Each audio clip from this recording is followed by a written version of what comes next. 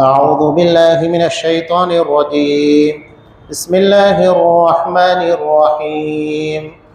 ولا تكونوا كالتي نقضت غزلها من بعد قوة أنكاثا تتخذون أيمانكم دخلا بينكم أن تكون أمة هي أربى من أمة إنما يبلوكم الله به وليبينن لكم يوم القيامة ما كنتم فيه تختلفون ولو شاء الله لجعلكم أمة واحدة ولكن يضل من يشاء ويهدي من يشاء ولتسألن عما كنتم تعملون ولا تتخذوا أيمانكم دخلا بينكم فتزل قدم بعد ثبوتها وتذوقوا السوء بما صددتم عن سبيل الله ولكم عذاب عظيم ولا تشتروا بعهد الله ثمنا قليلا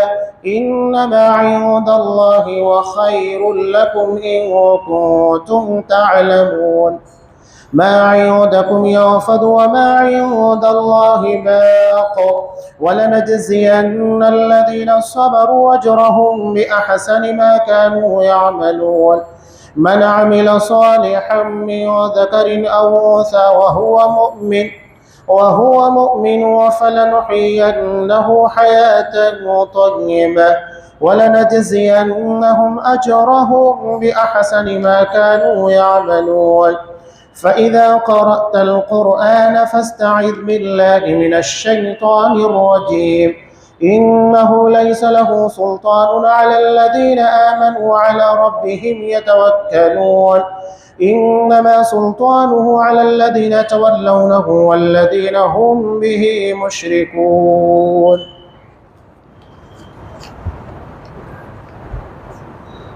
اور اس عورت کی طرح نہ ہونا جس نے بڑی محنت سے سود کاٹا پھر خود ہی اسے ٹکڑے ٹکڑے کا ڈالا.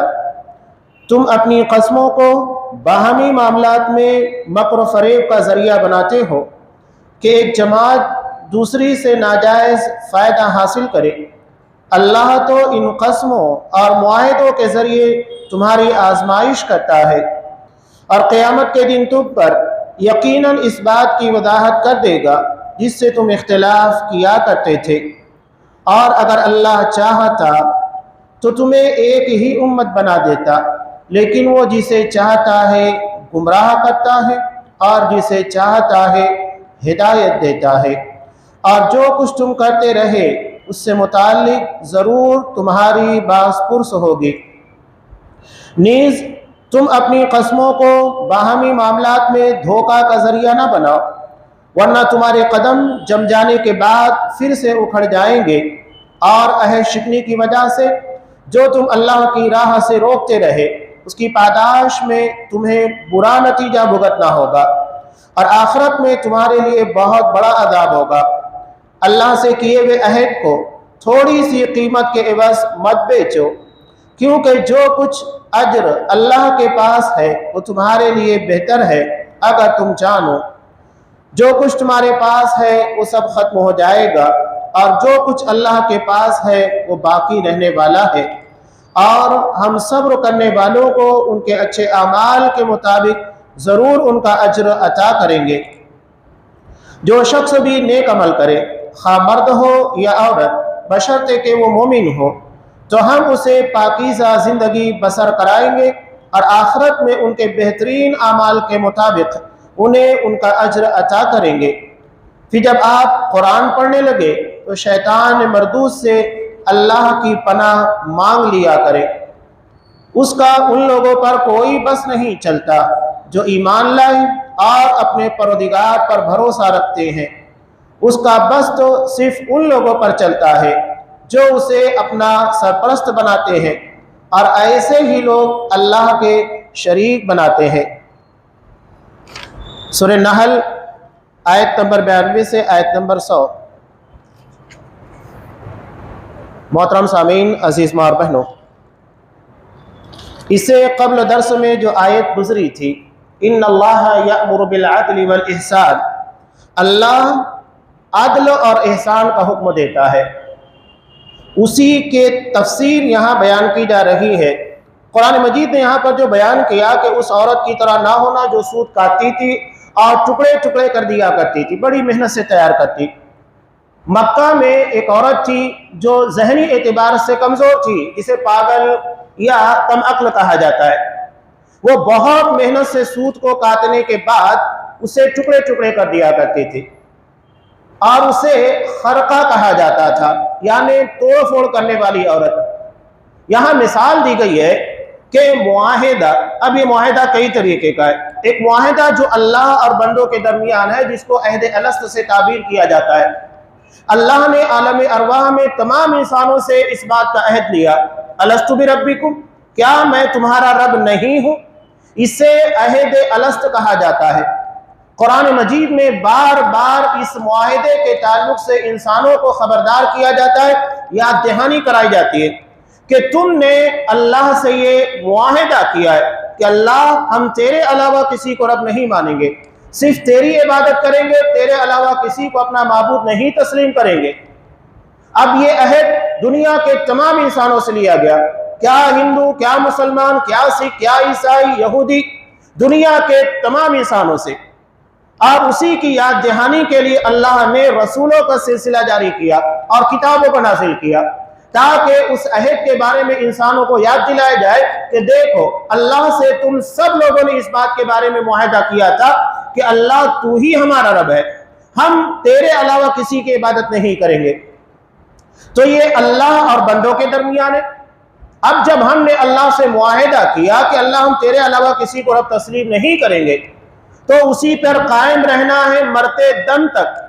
قرآن مجید اسی کو کہتا ہے وَلَا تَمُوتُنَّ إِلَّا وَأَنْتُمْ مُسْلِمُونَ، کہ تمہاری موت اسلام کی حالت میں آنا چاہیے، یعنی اپنے معاہدے کے پر اللہ کی ربوبیت کو تسلیم کرتے ہوئے اللہ کی ربوبیت سے انحراف نہیں ہونا چاہیے۔ اس کے علاوہ معاہدہ ہوتا ہے دو قبیلوں کے درمیان، دو قوموں کے درمیان، دو ملکوں کے درمیان، تجارت کے اعتبار سے، دفاعی اعتبار سے، اور بھی بہت سارے معاہدے ہوتے ہیں۔ قرآن مجید نے اس کا بھی حکم دیا کہ اگر کسی سے معاہدہ ہو جائے تو اس معاہدے کے پر پابندی سے قائم رہنا چاہیے، حالات کیسے بھی ہوں، لیکن معاہدے کے پر قائم رہنا ہے۔ اس کے علاوہ دو لوگوں کے درمیان بھی معاہدہ ہوتا ہے کسی بھی بات کے پر، تو اگر معاہدہ ہو چکا ہے تو پھر اس کے پر قائم رہنا چاہیے۔ یہاں مسلم کی ایک روایت ہے کہ نبی کریم صلی اللہ علیہ وسلم کے پاس جنگ میں شمولیت کے لیے دو مسلمان آئے ہوئے تھے، حذیفہ بن یمان اور ابو حسین رضی اللہ تعالیٰ عنہ۔ آنے کے بعد ان لوگوں نے کہا کہ ہم نے مشرکین مکہ سے معاہدہ کیا ہے کہ ہم مسلمانوں کے ساتھ جنگ میں شریک نہیں ہوں گے تمہارے خلاف۔ اب یہ مشرکین سے ہی جنگ جاری تھی۔ آپ صلی اللہ علیہ وسلم نے کہا کہ جاؤ اپنے معاہدے کے پر قائم رہو، تم ان کے خلاف نہیں جا سکتے۔ ان لوگوں کو آپ صلی اللہ علیہ وسلم نے جنگ میں شریک ہونے کی اجازت نہیں دی۔ سوچئے کہ آپ صلی اللہ علیہ وسلم معاہدے کی کتنی زیادہ پاسداری کیا کرتے تھے، یہ بہت اہم چیز ہوتی ہے۔ اور معاہدے کے پر قائم نہ رہنا، یہ آپ صلی اللہ علیہ وسلم نے منافقوں کی علامت بتائی کہ وَإِذَا عَاهَدَ غَدَرَ، منافق وہ ہوتا ہے جب معاہدہ کیا جاتا ہے اس کے ساتھ تو وہ غداری کرتا ہے، خیانت کرتا ہے، معاہدے کے پر قائم نہیں رہتا۔ تو یہ بات بہت اہمیت کی حامل ہے۔ کبھی کبھی دو دوستوں کے درمیان یا دو رشتہ داروں کے درمیان یا دو تجارت کرنے والے لوگوں کے درمیان ہوتے ہیں معاہدے کسی بھی بات کے پر، اور اکثر اختلافات کی بڑی وجہ یہی بنتی ہے کہ جو معاہدہ ہوا تھا اس کے مطابق دونوں نے یا دونوں میں سے کسی ایک نے کام نہیں کیا، اس معاہدے کے خلاف کام کیا، معاہدہ ٹوٹ جاتا ہے۔ آپ صلی اللہ علیہ وسلم نے اس بارے میں کہا کہ اگر مشرک یا تمہارے ساتھ کسی کا بھی معاہدہ ہو، وہ اپنا معاہدہ توڑ دے، وہ اس کی اپنی خیانت ہے، اس کی اپنی خطا ہے، لیکن تمہیں اپنے معاہدے کے پر قائم رہنا ہے۔ قرآن مجید نے ایک بہت پیارا اصول بیان کیا جو زندگی کے تمام معاملات کے اندر ہے، وَلَا يَجْرِمَنَّكُمْ شَنَآنُ قَوْمٍ عَلَىٰ أَلَّا تَعْدِلُوا، کسی قوم کی بدبختی تمہیں اس بات کے پر آمادہ نہ کرے کہ تم بے عدلی اور ناانصافی کرنے لگ جاؤ۔ اب یہ قریب کی ہی بات ہے، قرآن مجید کی اسی آیت کے پر پہنچنے کے بعد جاپان کے کچھ لوگوں نے قرآن مجید کی اس آیت کے پر کہ دشمن قوموں کے ساتھ بھی اگر معاہدہ ہے تو وہاں پر بھی ناانصافی بے عدلی نہیں ہونا چاہیے۔ قرآن مجید کے اسی حکم کی سامنے اور اسی کو پڑھنے کے بعد مسلمان دے، یہ قرآن کی شفافیت ہے، یہ ہمیں بے انصافی بے عدلی سے روکتا ہے۔ قرآن جس راہ کی طرف دعوت دیتا ہے وہ خود کہتا ہے ان ھذا القرآن یہدی للتی ہی اقوم، یہ قرآن سب سے بہترین اور سیدھے راستے کی طرف دعوت دیتا ہے، چاہے وہ رشتہ داریوں کے بارے میں ہو، تجارت کے بارے میں ہو، یہاں تک کہ دشمنوں سے مقابلے کے وقت بھی اسلام جیسے احکامات دیتا ہے آپ کو کہیں نہیں ملے گا۔ آج آپ دیکھیے ایک انٹرنیشنل سطح کے پر وہاں پر بھی کس طرح دشمنی نبھائی جاتی ہے، مال و دولت کو لوٹا جاتا ہے، اور یہ چیز اگر ہم دیکھیں ملکی سطح کے پر بھی فسادات ہونے کے بعد یہی کچھ ہوتا ہے۔ سب سے پہلے جان، مال، عزت و ناموس، ان ساری چیزوں کو نشانہ بنایا جاتا ہے، لیکن اسلام میں اس طرح کا حکم نہیں ہے۔ وہ تو حالت جنگ میں حکم دیتا ہے کہ اگر کوئی اپنی عبادت گاہ کے اندر عبادت کر رہا ہے، گرچہ وہ ہم سے اختلاف رکھتا ہے، ہمارے اپنے مذہب کا ماننے والا نہیں، چاہے وہ چرچ میں ہو، مندر میں ہو، کہیں پر بھی ہو، اسے چھیڑ چھاڑ نہیں کر سکتے۔ عورتوں کی عزت و احترام کرنے کا حکم دیا کہ حالت جنگ میں کسی عورت کو نہیں مارا جائے گا۔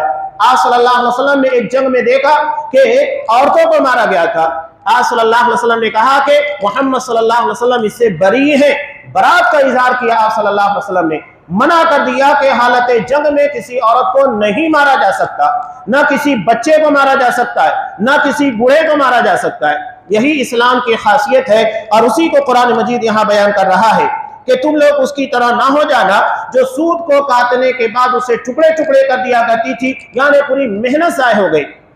اب یہ چیز مسلمانوں کے پر جب بلیم کی شکل میں آتی ہے تو ہم کیسے جواب دیں گے؟ ہم کیسے یہ ثابت کریں گے کہ اسلام عدل کا حکم دیتا ہے، بے انصافی سے بچنے کا حکم دیتا ہے؟ کیسے کہیں گے؟ یہ ڈیفنس کی حالت ہو جاتی ہے، اور اس حالت میں اسلام مسلمانوں کو ڈالنا نہیں چاہتا۔ آج اللہ تبارک و تعالیٰ بیان کر رہا ہے کہ یہ چیز ہے، لوگوں کو سوال ہوتا ہے، ذہن و دماغ کے اندر باتیں بھی آتی ہے کہ ساری دنیا کے لوگ ایک ہی مسلک اور ایک ہی مذہب کے پر کیوں نہیں؟ قرآن نے کہا کہ اگر اللہ چاہتا تو تم سب کو ایک امت بنا دیتا، کوئی اختلاف نہیں ہوتا، لیکن اس سے دنیا کو آباد کرنے کا مقصد ہی حاصل نہیں ہوتا۔ اور یہ جو اختلافات ہیں یہ بھی ہمارے اپنے اختیار کے ہیں، ایسا نہیں کہ اللہ تبارک و تعالیٰ کسی کو مجبور کر رہا ہے کہ تو اختلاف کر، نہیں، اللہ نے کسی کو مجبور نہیں کیا، ہر کوئی اپنے اختیار اور اپنی مرضی سے سارے کام کر رہا ہے۔ تو اپنی مرضی سے جب وہ اختلاف کر سکتا ہے تو اپنی مرضی سے وہ اختلاف ختم کیوں نہیں کر سکتا؟ سیدھی سی بات ہے، اگر وہ اپنی مرضی اور اپنے ارادے سے گناہ کر سکتا ہے تو اپنی مرضی اور اپنے اختیار کی بنیاد کے پر نیکی کیوں نہیں کر سکتا؟ کیا اللہ نے کسی کو اس بارے میں پابند بنا دیا کہ نہیں وہ نیکی نہیں کر سکتا، وہاں بے اختیار ہے؟ نہیں۔ تو یہ جو بات بیان کی جا رہی ہے، لوگوں کے ذہن و دماغ کے اندر سوال آتا ہے، تو اللہ نے کہا وَلَٰكِن يُضِلُّ مَن يَشَاءُ وَيَهْدِي مَن يَشَاءُ، لیکن اللہ جسے چاہتا ہے گمراہ کرتا ہے اور جس کو چاہتا ہے ہدایت دیتا ہے، یعنی جو ہدایت کے لائق ہوتا ہے اللہ اسی کو ہدایت دیتا ہے، اور جو ہدایت کے لائق نہیں ہوتا اللہ اسے گمراہ کر دیتا ہے۔ ہدایت، خاص طور سے ہدایت اسلام کی، صحیح راستے کی، صراط مستقیم کی، یہ دنیا کی سب سے بڑی نعمت ہے۔ اس نعمت کے پر بندہ جتنا شکر ادا کرنا چاہے کم ہے۔ اگر اللہ نے ہم کو صراط مستقیم کے پر رکھا ہے، ہم بدعات سے، شرکیات سے، خرافات سے محفوظ ہے، تو یاد رکھیے کہ اللہ نے ہمیں دنیا کی سب سے بڑی نعمت سے نوازا ہے۔ اس سے بڑی نعمت انسان کو مل ہی نہیں سکتی، اس لیے کہ یہی وہ راستہ ہے جو ہمیں اللہ کی جنت تک لے کر جائے گا، باقی کوئی اور راستہ نہیں جو ہمیں اللہ کی جنت تک لے کر جائے۔ ہر چیز دنیا کے اندر فنا ہوگی، ختم ہو جائے گی، صرف ہدایت ایک ایسی چیز ہے جو ہمیں اللہ کی جنت تک لے کر جانے والی ہے۔ کتنی قیمتی ہے کہ آپ صلی اللہ علیہ وسلم اپنے چچا ابو طالب کے پر کتنی محنت کی، نہیں مسلمان میں۔ قرآن مجید نے کیا کہا؟ جب آپ صلی اللہ علیہ وسلم ان کی وفات کے بعد ان کے لیے مغفرت کی دعا کر رہے تھے، منع کر دیا، کہا کہ نہیں، اور یہ بھی قرآن مجید نے کہا کہ انک لا تہدی من احببت، آپ جسے محبوب رکھے. قرآن کہہ رہا ہے کہ آپ صلی اللہ علیہ وسلم کو ابو طالب اپنے چچا سے محبت تھی، وہ محبوب تھے آپ صلی اللہ علیہ وسلم کے، لیکن اس کے باوجود قرآن نے کیا کہا؟ لا تہدی، آپ جسے محبوب رکھتے ہیں اسے ہدایت نہیں دے سکتے، ہدایت صرف اللہ دیتا ہے. پوری 10 سالہ زندگی اٹھا کر دیکھیے کہ اسلام اور مسلمانوں کی حمایت میں ہر جگہ کے پاس سینہ سپر ہو کر اسلام اور مسلمانوں کی حمایت کر رہے ہیں، لیکن مسلمان نہیں بھی. اپنے بیٹے حضرت علی رضی اللہ تعالیٰ عنہ کو نماز پڑھتے ہوئے دیکھا تو کہا کہ بیٹے یہ کیا ہے؟ کہا کہ میں نے محمد صلی اللہ علیہ وسلم کا دین اختیار کر لیا ہے. کہا کہ اسی پر قائم رہنا. سوچیے اپنے بیٹے کو کہہ رہے ہیں کہ بیٹے اسی کے پر قائم رہنا. آپ صلی اللہ علیہ وسلم کے لیے پوری قریش برادری سے دشمنی مول لی، اور یہ جز وقتی نہیں بلکہ مرتے دم تک قائم تھی، اس کے باوجود ہدایت نصیب نہیں ہوئی. تو یہ ہدایت صرف اللہ تبارک و تعالیٰ بہتر جانتا ہے کہ کس کے قابل ہے، کون ہے جس کے پر کھڑا اترنا چاہیے. آگے اللہ تبارک و تعالیٰ اسی معاہدے کے تعلق سے پھر بیان کر رہا ہے وَلَا تَتَّخِذُوا أَيْمَانَكُمْ دَخَلًا بَيْنَكُمْ، کہ تم لوگ اپنی قسموں کو باہمی معاملات میں دھوکے کا ذریعہ نہ بناؤ. یعنی معاہدے کے نام کے پر دھوکہ نہیں دیا جا سکتا، چاہے وہ قسم کے ذریعے ہو معاہدے کے ذریعے ہو، کسی کو دھوکہ نہیں دیا جا سکتا. آپ صلی اللہ علیہ وسلم نے مسلمانوں کے بارے میں سیدھا سا اصول بیان کیا، من غش فلیس منا، جو دھوکہ دے وہ مسلمان نہیں، وہ ہمارے طریقے پر نہیں جو دھوکہ دیتا ہے. آپ صلی اللہ علیہ وسلم خصوصی طور کے پر تاجروں کے لیے منڈی میں جایا کرتے تھے، مال چیک کیا کرتے تھے. ہمارے یہاں چمن اسلام کے اندر بچوں کو یہ واقعہ پڑھایا جاتا ہے کہ آپ صلی اللہ علیہ وسلم ایک مرتبہ بازار میں گئے، اوپر دیکھا سوکھا گیہوں تھا، اور اسی کے اندر ہاتھ ڈالنے کے بعد دیکھا کہ اندر جو گیہوں تھا وہ گیلا تھا. اب گیلا ہونے کی بنیاد کے پر وزن زیادہ ہوتا ہے.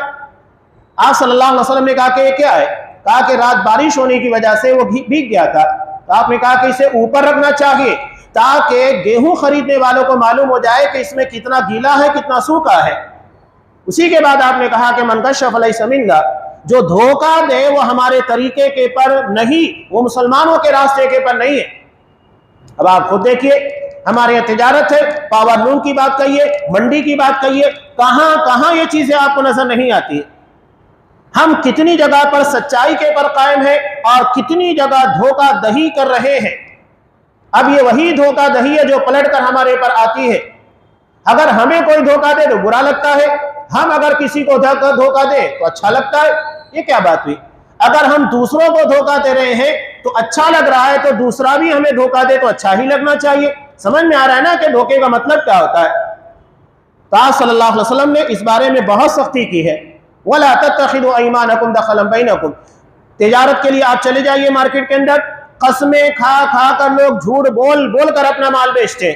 اللہ کے نام کے پر دھوکہ دہی کتنا خطرناک جرم ہے کہ آپ اللہ کے نام کے پر لوگوں کو دھوکہ دیں. اللہ کے نام کی جھوٹی قسمیں محض اپنے سامان کو بیچنے کے لیے اور 2 روپیہ زیادہ کمانے کے لیے اللہ کی قسم کھائیں، کتنا برا عمل ہے. منع کیا وَلَا تَتَّخِذُوا أَيْمَانَكُمْ دَخَلًا بَيْنَكُمْ، کہ تم لوگ اپنی قسموں کو آپس میں ایک دوسرے کو دھوکہ دینے کے لیے استعمال نہ کرو، ورنہ نتیجہ کیا ہوگا؟ فَتَزِلَّ قَدَمٌ بَعْدَ ثُبُوتِهَا، تمہارے قدم جمنے کے بعد اکھڑ جائیں گے. مارکیٹ خراب ہوگا، تجارت خراب ہوگی، لوگوں کا اعتبار تم لوگوں پر سے اڑ جائے گا. یہی اصحاب اکرام جب یہ ہندوستان کی بات کیجئے، ہندوستان کے علاوہ جن جن علاقوں کے اندر پہنچے، ان لوگوں کی صاف اور ایماندارانہ تجارت کو دیکھتے ہوئے لوگ مسلمان ہوتے تھے. یہ قدم جمتے ہیں، عزت ملتی ہے ایمانداری کی بنیاد پر. ہم یہ چاہیں کہ کاروبار کے اندر دھوکہ دے، جھوٹی قسمیں کھائیں اور اس کے بعد ہمارے تجارت میں برکت ہوگی اور کسٹمر زیادہ سے زیادہ آئیں گے، نہیں ہو سکتا. قرآن نے جب یہ کہہ دیا کہ تمہارے جمائے قدم اکھڑ جائیں گے، تمہاری حیثیت بے معنی ہو کر رہ جائے گی، تو ایسا ہی ہوگا جو قرآن مجید نے بیان کیا ہے. لہذا اسلام کے ان اصولوں کا پالن کر کے اپنی تجارت میں برکت اور ساتھ ہی ساتھ اسلام اور مسلمانوں کی سربلندی کا ذریعہ بننا چاہیے. آگے اللہ نے بہت اہم بات بیان کی، من عمل صالحا من ذکر او انثى وهو مؤمن، کہ نیک عمل کرے، چاہے مرد ہو یا عورت۔ شرط یہ ہے کہ قرآن مجید نے بیان کیا وَهُوَ مُؤْمِن، وہ مومن ہونا چاہیے، ایمان شرط ہے۔ فَلَنُحْيِيَنَّهُ حَيَاةً طَيِّبَةً، تو ہم اس کے بدلے میں اسے بہترین زندگی عطا کریں گے جو جنتی زندگی ہوگی۔ اب یہاں مرد اور عورت اللہ نے اجر دونوں کے لیے رکھا ہے، چاہے وہ عورت ہو یا مرد ہو، دونوں نیک کام کریں گے اللہ دونوں کو اجر دے گا۔ ایسا نہیں ہے کہ مردوں کے لیے اللہ نے خصوصی طور کے پر اجر رکھا ہے اور عورتوں کے لیے نہیں رکھا ہے، دونوں کے لیے یکساں اجر ہے، اس میں کوئی کمی نہیں کی گئی ہے۔ لیکن قرآن مجید نے شرط بیان کر دی ہے وَهُوَ مُؤْمِن، اسے مومن ہونا چاہیے، ایمان کے بغیر کوئی عمل اللہ کے یہاں قبول نہیں ہوگا۔ ایک باپ اپنے بیٹے کو ایک بہت اچھے انداز سے اسی چیز کو سمجھا رہا تھا، توحید، عقیدہ، کہ نماز، روزہ، حج، زکوٰۃ، یہ ساری چیزیں ایک کے بعد ایک پلر کی شکل میں، ٹکڑے کی شکل میں، اور بالکل نچلی سطح کے پر ایمان ہے، عقیدہ ہے۔ اس کے بعد کہتا ہے کہ بیٹے یہ بتا، اگر نیچے سے یہ ایمان کی بنیاد کو ہٹا لیا جائے تو کیا ہوگا؟ کہا کہ ساری بنیادیں ہل جائے گی، ساری عمارتیں ڈھہ جائے گی۔ کہا کہ یہی معاملہ ہمارے اعمال صالحہ میں عقیدے کا ہے، ایمان کا ہے، اس کے بغیر کوئی عمل قبول نہیں ہوگا۔ کیا نماز، کیا روزہ، کیا حج، کیا زکوٰۃ، زندگی کی کوئی نیکی اللہ کے یہاں پر بغیر عقیدہ توحید کے قبول نہیں ہوگی۔ یہ بہت اہم چیز ہے، اس کو سمجھنا چاہیے۔ لوگ یہ سمجھتے ہیں عقیدہ صحیح ہو نہیں ہو سب اللہ کیا قبول ہوگا، نہیں، قرآن نے صاف شرط یہاں پر رکھی ہے، اسے مومن ہونا چاہیے، اس کا عقیدہ صحیح ہونا چاہیے، اس کے بعد ساری چیزیں ہیں، اس کے پہلے کچھ بھی نہیں ہے۔ فَلَنُحْيِيَنَّهُ حَيَاةً طَيِّبَةً، تو اس کے لیے پاکیزہ اور انتہائی صاف شفاف خوشگوار زندگی ہوگی۔ آپ دیکھیے نبی کریم صلی اللہ علیہ وسلم نے جس طرح اصحاب کرام کو بشارتیں دی، عشرہ مبشرہ جنہیں دنیا میں جنتی ہونے کی بیک وقت بشارت دی گئی، اور یوں بھی ہمارا ایمان ہے کہ انشاءاللہ تمام اصحاب کرام یہ جنتی ہیں، اس میں کوئی شبہ نہیں۔ ساتھ ہی ساتھ آپ صلی اللہ علیہ وسلم نے ان عورتوں کے لیے، خواتین کے لیے بھی بشارتیں سنائی جو کہ مرد کے علاوہ مومنات تھیں، خواتین میں، عورتوں میں جن کا شمار ہوتا تھا۔ آپ صلی اللہ علیہ وسلم نے کتنی فضیلتیں بیان کی، حضرت خدیجہ رضی اللہ تعالیٰ عنہ کی۔ آپ صلی اللہ علیہ وسلم نے جنت کے تعلق سے حضرت عائشہ صدیقہ رضی اللہ تعالیٰ عنہ، حضرت فاطمہ رضی اللہ تعالیٰ عنہ، حضرت مریم، حضرت آسیہ، ان لوگوں کی فضیلتیں بھی خاص طور سے آپ صلی اللہ علیہ وسلم نے بیان کی۔ اور یہ قرآن وہی چیز بیان کر رہا ہے کہ مردوں میں، مرد ہو یا عورت، اگر یہ مومن ہوں گے تو یقیناً اللہ ان لوگوں کو بہترین زندگی عطا کرے گا، اور ان لوگوں کا کوئی عمل ضائع نہیں ہوگا، بہتر سے بہتر بدلہ دیا جائے گا۔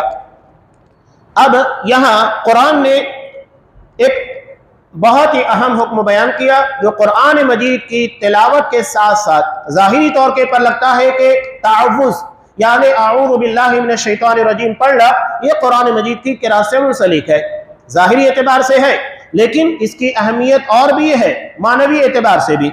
قرآن نے کیا کہا؟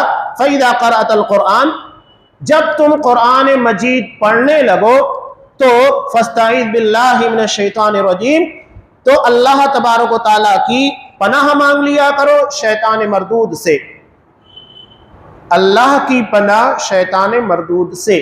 یہ ترجمہ صحیح ہے جیسا کہ یہاں پر بیان کیا گیا ہے، یہ نہیں کہ شیطان کی پناہ اللہ تبارک و تعالیٰ سے، نعوذ باللہ یہ غلط ہے، یعنی ہم پناہ اللہ سے مانگ رہے ہیں کہ ہمیں اللہ سے بچنا چاہیے، نہیں، اللہ کی پناہ شیطان مردود سے ہونا چاہیے، یعنی جو پناہ ہمیں اللہ عطا کرے شیطان کے شر سے، یہ مطلب ہے۔